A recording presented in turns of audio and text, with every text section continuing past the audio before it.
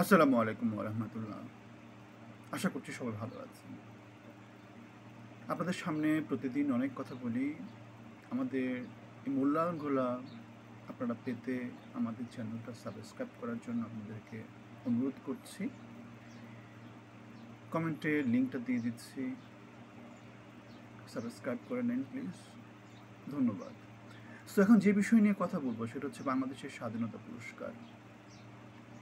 আমরা দেখতে পেয়েছি আমাদের যে ৮ জনকে স্বাধীনতা পুরস্কার দেওয়া হয়েছে তার মধ্যে ৭ জনই মৃত।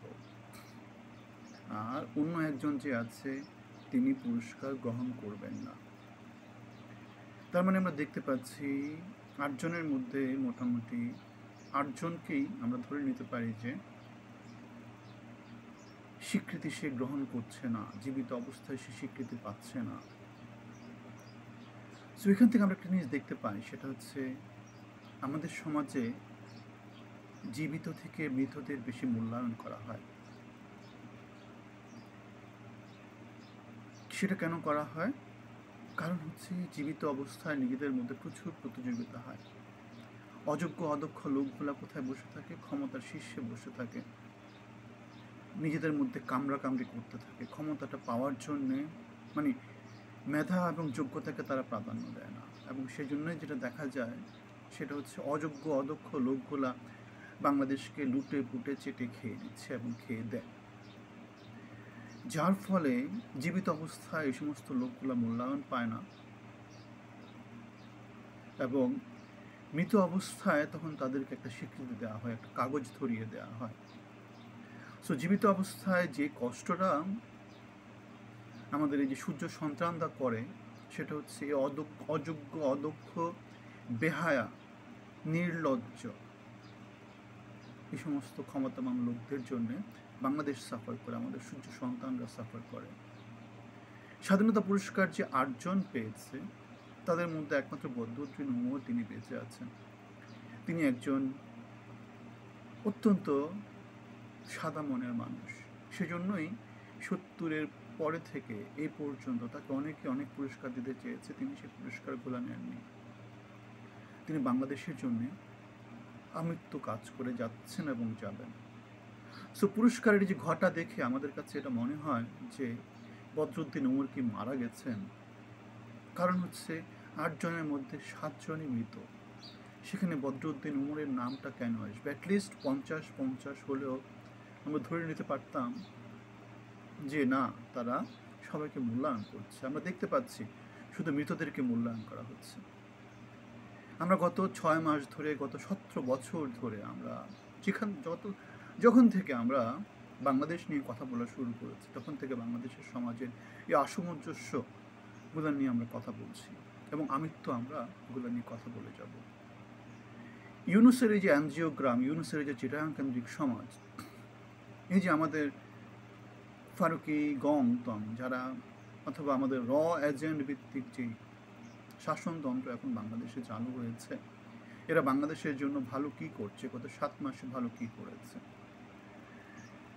আমরা দেখেছিলাম তারা কাদেরকে মূল্যায়ন করছে। এখন তারা তাদের সংস্কৃতি যারা ধারণ করে। এখন কারা আছে, এখন ক্ষমতায় কারা আছে? অতি বাম এবং অতি ডান কেন্দ্রিক লোকজন আছে। সেজন্য আমরা দেখতে পাই মাহমুদুর রহমানকে ২১শে পদক দেওয়া হচ্ছে, অথচ মাহমুদুর রহমান একজন বিপ্লবী, একজন যেটাকে বলে আর কি বিতর্কিত চরিত্র। গিরগিটি কালারের জন্য সে এমন কোনো কিছু সরকার থেকে ভাগিয়ে নিয়ে নি যেটা বাকি আছে। এখন বাকি আছে বাংলাদেশের রাষ্ট্রপতি হওয়া অথবা বাংলাদেশের প্রধানমন্ত্রী হওয়া, এবং আমার অনুমান যেটা বলছে সে সেটাও ভাগিয়ে নেবে। কারণ হচ্ছে এদের সেই নেটওয়ার্ক আছে, এদের সেই টাকা পয়সার মাল মোচ্ছার, এদের সে পিছনের যে কল কবজাগুলো সবগুলো এদের আছে। তাহলে আমরা দেখতে পাচ্ছি অতি বাম এবং অতি ডান কেন্দ্রিক একটা দিকে বাংলাদেশ এখন ধাবিত হচ্ছে। বাংলাদেশে অতি মৌলবাদ ভিত্তিক যে জিনিসপত্রগুলো আছে সেগুলো হচ্ছে এদের সৃষ্ট,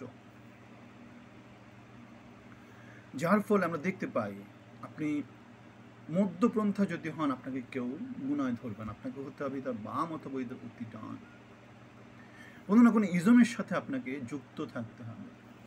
আপনি যদি কোনো ইজমের সাথে যুক্ত না হন আপনি স্মৃতির অতলে হারিয়ে যাবেন, আপনাকে কেউ মূল্যায়ন করবে না। মৃত অবস্থায় আপনাকে স্মরণ করবে, জীবিত অবস্থায় আপনাকে স্মরণ করা হবে না। এই যে গত সরকারের 7 মাসে আমরা দেখতে পাই তারা কি করছে, 71 পরবর্তী যে শাসনতন্ত্র মুজিব কেন্দ্রিক, মুজিব পরিবার কেন্দ্রিক, এখন আমরা দেখতে পাচ্ছি সে একই রকম ইউনুস কেন্দ্রিক, ইউনুস পরিবার কেন্দ্রিক, এনজিও কেন্দ্রিক, ইকোনমিস্ট কেন্দ্রিক একটা শাসন ব্যবস্থা। এবং আমি একটা ভিডিওতে বলেছিলাম যে বাংলাদেশের যোগ্য লোকদেরকে প্রমোট না করার জন্য যেটা হচ্ছে, বাংলাদেশ হাজার বছর পিছিয়ে যাচ্ছে। 7 মাসে হয়তো 7 বছর, 70 বছর, 700 বছর পিছিয়ে গিয়েছে। এরা সংস্কারের মূল্য দেখাচ্ছে, 7 মাসে এরা কি করেছে, কি করেছে, কি করেছে। আগের সরকার তাও কিছু উন্নয়নমূলক কার্যক্রম করতো, ভিজিবল কিছু ছিল, এদের কি আছে, এরা কি করেছে। সুতরাং আমরা দেখতে পাচ্ছি মারা গণহারে এখন কি করতে হবে, আমাদেরকে মারা যেতে হবে। সরকার যে স্বীকৃতি, মানে এটা তো একটা কাগজ, এটা তো একটা কাগজ না, জিনিসটা হচ্ছে একটা কাগজ। কে দিচ্ছে?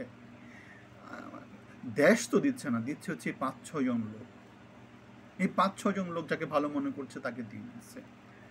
জনমতের প্রতিফলন কোথায়? জনমতের প্রতিফলন কোথায়? যেমন নোবেল পুরস্কার যখন দেওয়া হয়, বিজ্ঞ লোকজনের কাছ থেকে মতামত নেওয়া হয়, একটা সার্ভে করা হয় না, সমাজে যারা শীর্ষস্থানীয় লোকজন, প্রাতিষ্ঠানিকভাবে যারা শীর্ষস্থানীয় লোকজন, প্রত্যেকের মূল্যায়ন নেওয়া হয়। আমাদের এখানে যে যেভাবে পাচ্ছে, মাহমুদুর রহমান অথবা যারা যারা পাচ্ছে, বিতর্কিত ক্যারেক্টার, অতি বাম, অতি ডান, উগ্রবাদী, কিভাবে পাচ্ছে, সমাজের মধ্যে কার অ্যাকসেপ্টেন্সি কীরকম, সেটা মূল্যায়ন করার কি আছে? মানে 21শে পদক এগুলো তারা কী করছে? বদরুদ্দিন ওমরকে আমি সাধুবাদ জানাই তিনি এই পুরস্কারটা গ্রহণ না করার জন্য। কারণ আমরা দেখেছি গত সরকারের সময় একই কাজ হয়েছে। তাদের যে মতবাদ, সেই মতবাদে যারা বিশ্বাসী ছিল তাদেরকে 21শে পদক, তাদেরকে স্বাধীনতা পদক দেওয়া হয়েছে, তাদেরকে ন্যাশনাল কি প্রফেসর, এরকম নানা রকমের পদবি, নানা রকমের টোকেন দেওয়া হয়েছে। সেখানে গণমানুষের ভোটটা কোথায়? সেখানে জনমানুষের অ্যাকসেপ্টেন্সিটা কোথায়? সরকার প্রধান চেয়েছে, ইউনুস চেয়েছে বা হাসিনা চেয়েছে। এই তো। মন্তব্য জানাবেন যদি ভিন্ন কিছু হয়। ভালো থাকবেন, ধন্যবাদ।